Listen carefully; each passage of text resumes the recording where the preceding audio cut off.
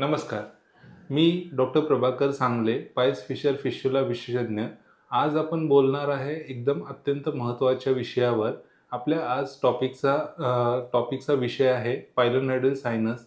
त्याची कारणे, त्याची लक्षणे, त्याचं निदान आणि त्याच्यावर कोणते प्रकारचे उपचार आहेत. याबद्दल आज आपण डिटेलमध्ये समजून घेऊया आणि एक्झॅक्टली पायलोनोइडल सायनस काय आहे, ते पण तुम्हाला समजून जाईल. पायलोनोइडल सायनस. पायलोनोइडल सायनस म्हणजे एक असा सायनस किंवा छिद्र असतं, की जे ॲनल कॅनलच्या वरती किंवा दोन्ही नितंबाच्या मध्ये म्हणजे कॉक्सिजियल किंवा सॅक्रल या रिजनमध्ये एक छोटंसं छिद्र होतं आणि त्या छिद्रमधून पस किंवा स्राव डिस्चार्ज होतो. या डिस्चार्ज किंवा स्रावमधून काय होतं, की हळू ते वाढत जाऊन पसरत जातं आणि त्याच्यापासून अत्यंत घाण किंवा खराब असं वास यायला लागतो. ह्या प्रकारच्या वास येणाऱ्या किंवा घाण प्रकारच्या आजाराला आपण पायलोनोइडल सायनस असं म्हणतो. आता आपण पुढे बघूया पायलोनोइडल सायनस मेनली होतो कशामुळे? तर पायलोनोइडल सायनस होण्याची मुख्य कारणं काय आहेत? तर सगळ्यात महत्त्वाचं कारण आहे, की तिथे येणारे जे केस आहेत, ते केस आंतर साइडला किंवा इनवर्ड्स ग्रो होतात. त्याच्यामुळे काय होतं, ते केस वरून तुटतात आणि आतमध्ये स्किनच्या आतमध्ये जाऊन इन्फेक्शन क्रिएट करतात. ह्या इन्फेक्शनमुळे काय होतं, आतमध्ये इन्फेक्शन होऊन पस आणि घाण प्रकारचा एक द्रव तयार होतो. त्यामुळे तिथली जागा सुजते आणि त्याच्यामुळे पायलोनोइडल सायनस नावाचा हा आजार होतो. हे एक कारण आहे. ह्याच्याबरोबरच अजून बरेचसे कारणे आहेत. त्यामध्ये कोणकोणती कारणे येतात? दुसरं कारण आहे आनुवंशिकता. काही लोकांमध्ये काय असतं, की आई-वडिलांना किंवा आजी-आजोबांना यामध्ये अगोदर पायलोनोइडल सायनसचा इतिहास असतो. त्याच्यामध्ये काही जीन्स ट्रान्सफर होतात. HLA-DR4 या जीनमुळे काही व्यक्तींना किंवा काही अंश प्रमाणामध्ये आनुवंशिकतेचाही याच्यामध्ये रोल येतो. तिसरं कारण आहे तिथल्या जागेचं साफ-सफाई किंवा स्वच्छता जर आपण व्यवस्थित नाही ठेवलं, तरीही तिथं इन्फेक्शन होऊन त्याचं परिणाम आपल्याला पायलोनोइडल सायनसमध्ये दिसतं. चौथं सगळ्यात महत्त्वाचं कारण काय आहे, की काही लोकांचा BMI 30 पेक्षा जास्त किंवा वजन जास्त असतं किंवा आपण त्याला मोटापा म्हणतो. यामध्ये काय होतं, की हेवी वेटमुळे तिथं प्रेशर पडतं आणि त्या प्रेशरमुळे बऱ्याच लोकांना किंवा डेस्क जॉबमध्ये जे असतात, काही सॉफ्टवेअर जॉबमध्ये असतात, ह्या सगळ्या गोष्टींना किंवा ट्रक ड्रायव्हर असतात, या सगळ्यांना तिथं पायलोनोइडल सायनस होण्याची शक्यता असते. आता हे पायलोनोइडल सायनस जे होण्याची कारणं आहेत, ते मुख्यत्वे काय आहे? तर एका जागेवर बऱ्याच वेळ सिडेंटरी लाईफस्टाईल म्हणजे एका जागेवर बऱ्याच वेळेला बसून राहणे, हेही ह्याचं मुख्य कारण आहे.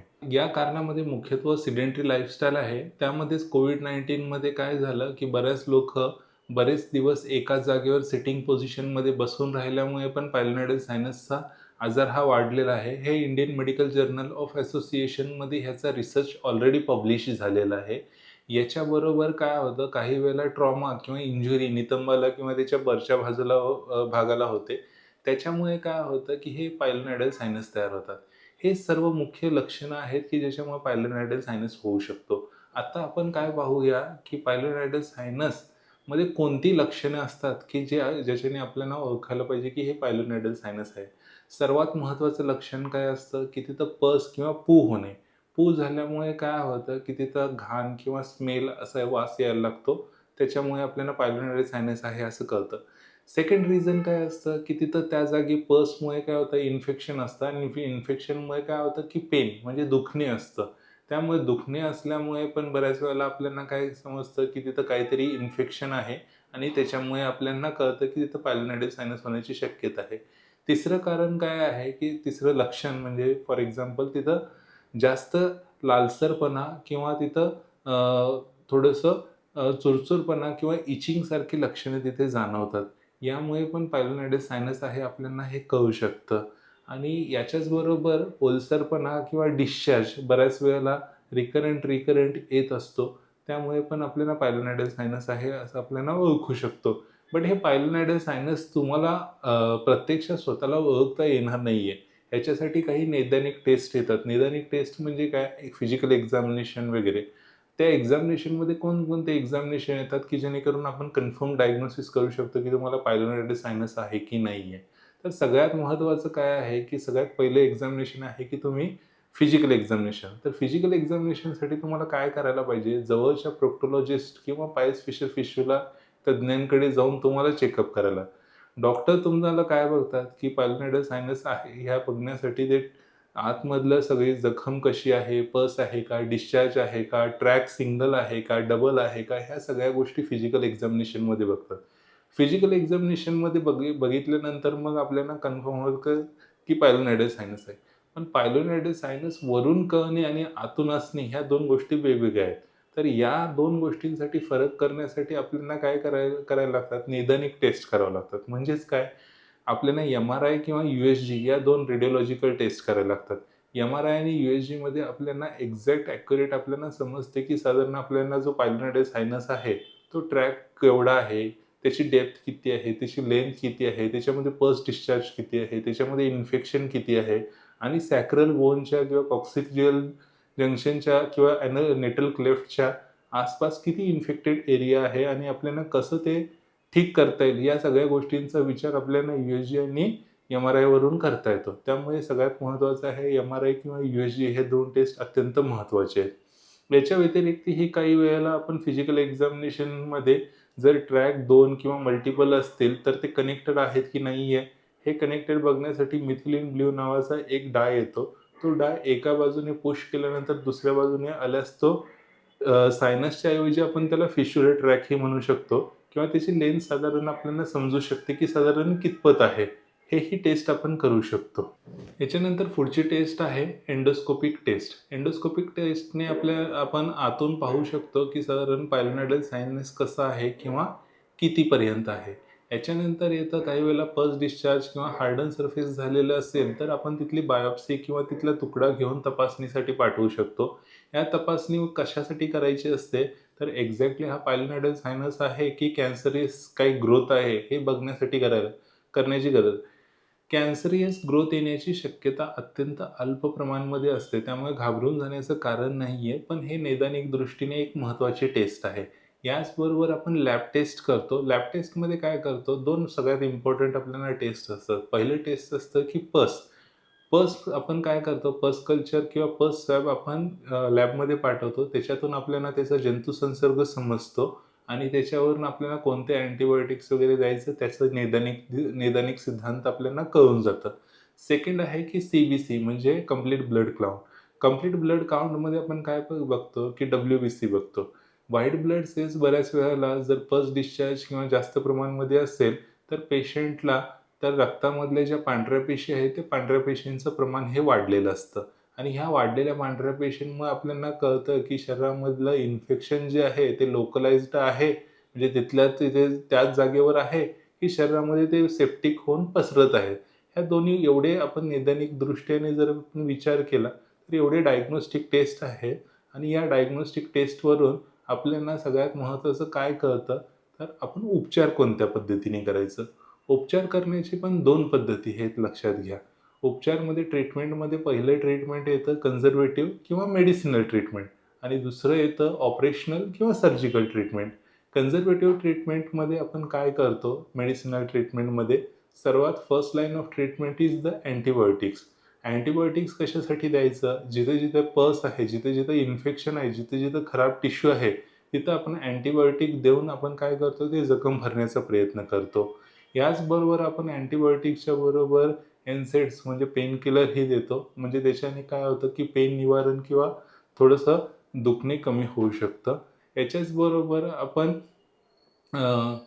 अँटॅसिड किंवा सूज उतरण्याची अजून वेगळी औषधं जी असतात, ट्रिप्सिन, कायमोट्रिप्सिन ह्या प्रकारची औषधं देतो, ज्याच्यामुळे सूज पण कमी होतं. हा पहिला टप्पा झाला तो कन्झर्व्हेटिव्ह किंवा नॉन सर्जिकल ट्रीटमेंट आपण असं म्हणू शकतो. दुसरा सेकंड टप्पा जो असतो दॅट इज सर्जिकल किंवा ऑपरेशनल ट्रीटमेंट. या सर्जिकल किंवा ऑपरेशन ट्रीटमेंट आपण डिसाईड कशावरून करतो? तर डिसाईड आपण यावरून करतो, की किती लेंथ आहे, किती क्रॉनिक आहे, किती रिकरंट आहे किंवा किती इन्फेक्शन आहे किंवा पेशंटला किती त्रास होतोय.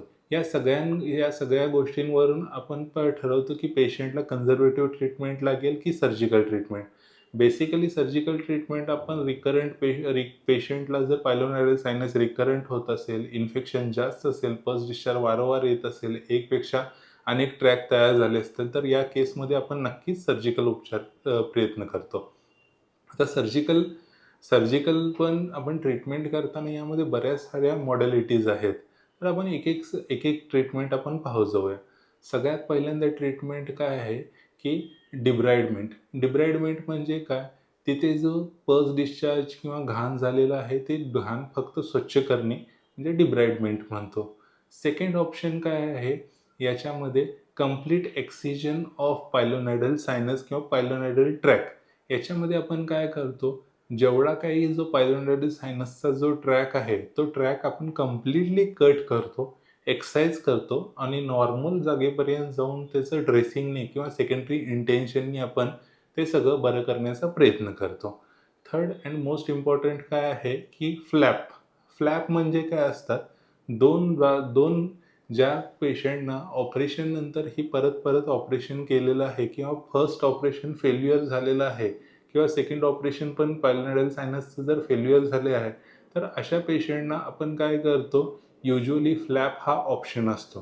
तर फ्लॅपमध्ये कुठले ऑप्शन्स आहेत? 2 प्रकारचे फ्लॅप हे मेनली आपण नाउअडेज सगळ्यात फेमस आहेत. पहिला फ्लॅप आहे रॉम्बॉइड फ्लॅप आणि सेकंड फ्लॅप आहे किंवा झेडप्लास्टी म्हणतो. यामध्ये काय करतो, दोन्ही टिश्यूंना म्हणजे जेवढा मधला भाग जो इन्फेक्टेड असतो, तो इन्फेक्टेड भाग आपण कंप्लीटली काढून टाकतो आणि दोन्ही बाजूचे जे टिश्यूज असतात किंवा स्किन असतात, ते एकमेकांना जोडतो. जेणेकरून तो कंप्लीट जो इन्फेक्टेड पार्ट असतो, तो निघून जातो आणि दुसरी त्वचा जी असते, ती नॉर्मल त्वचा चिकटल्याने किंवा एकत्र आल्यामुळे तो कंप्लीट भाग जो आहे, तो प्रॉपरली नॉर्मल हील होतो. असं या झेड प्लास्टीमध्ये पण सेम टेक्निकने आपण करतो, रॉम्बॉइड फ्लॅपमध्ये पण आपण सेम करतो. आता ह्याच्यापेक्षा थोडंसं आपण अजून ॲडव्हान्समध्ये जाऊया. इप्सिट म्हणून एक टेक्निक आहे. इप्सिटमध्ये म्हणजे काय? एंडोस्कोपिक पायलोनोइडल सायनस ट्रॅक्ट क्लिअर करण्यासाठी. तर आपण याच्यामध्ये काय करतो, छोट्याशा दुर्बिणीतून आपण आतमध्ये जातो त्या खड्ड्यामध्ये, म्हणजे जो पायलोनोइडल सायनसचा ट्रॅक आहे, तिथे जाऊन सगळं आतमधलं घाण मटेरियल वगैरे सगळं स्वच्छ करतो आणि तिथं क्लिअर करून ते सगळी सर्जरी आपण क्लिअर करतो. या पद्धतीने इप्सिटमध्ये करतो. याच्यानंतर अजून प्रकार म्हणजे एक लेझरचा प्रकार आहे. That is called as the laser ablation.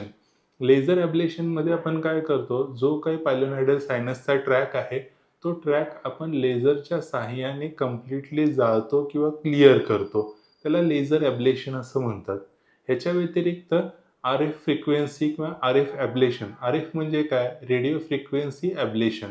Radio frequency ॲब्लेशनमध्ये आपण काय करतो, ज्या पद्धतीने लेझरमध्ये आपण जाळतो, त्याच पद्धतीने रेडिओ फ्रिक्वेन्सीमध्ये तिथे जाऊन तो सगळा पायलोनोइडल सायनसचा जाऊन आपण ट्रॅक क्लिअर करतो, कंप्लीट जाळतो आणि तो सायनस सील करतो.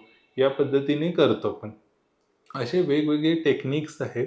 कोणती टेक्निक तुमच्यासाठी सगळ्यात सुटेबल आहे किंवा कोणती बेस्ट आहे, हे सगळं तुमचे डॉक्टर्स बघितल्यानंतर तुम्हाला नक्की सांगू शकतात. याच्यामध्ये सगळ्यात महत्त्वाचं काय आहे, पायलोनोइडल सायनस तुम्हाला पहिल्यांदा झाला आहे का? आजाराचं स्वरूप किंवा गांभीर्य किती आहे? पस डिस्चार्ज किती आहे? इन्फेक्शन म्हणजे तिथल्या लोकलाइज पार्टमध्ये आहे की अजून पसरलेला आहे? तो सायनस आहे की त्याला फिश्युला झालेला आहे? या सगळ्या गोष्टींचा सारासर विचार करून डॉक्टर तुम्हाला म्हणजे पाईल्स फिशर फिश्युला विशेषज्ञ किंवा प्रोक्टोलॉजिस्ट तुम्हाला ट्रीटमेंट देतील. हे ट्रीटमेंट मी जसं मागे सांगितलं तसं कन्झर्वेटिव्ह म्हणजे मेडिसिनल ट्रीटमेंट देतील किंवा सर्जिकल ट्रीटमेंट देतील. त्याच्यावरून आपण सगळं डिटेलमध्ये ते सगळं आपण जास्तीत जास्त आणि चांगल्यात चांगले ट्रीटमेंट करून कसं तो सगळं पायलोनोइडल सायनस हील होईल आणि रिकरन्स सर्वात महत्त्वाचं आहे, काय रिकरन्स होणार नाही, हे बघितलं जातं. आणि हे सगळं करून मग तुमचा पायलोनोइडल सायनस पूर्णपणे बरा केला जातो. आता मी जी तुम्हाला माहिती दिलेली आहे याबद्दल तुम्हाला काही शंका असतील किंवा काही तुमचे क्युरी असतील, तर मला 8793504386 या नंबरवर फोन करून विचारू शकता किंवा खाली दिलेल्या कमेंटमध्येही तुमचे प्रश्न विचारू शकता.